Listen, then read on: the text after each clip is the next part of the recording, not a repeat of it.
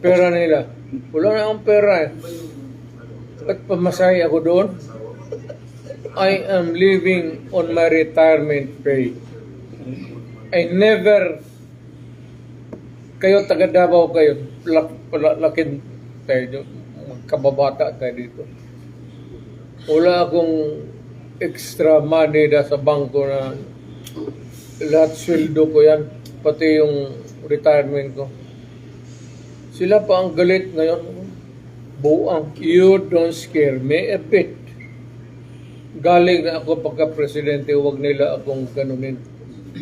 Galing na ako sa Congress.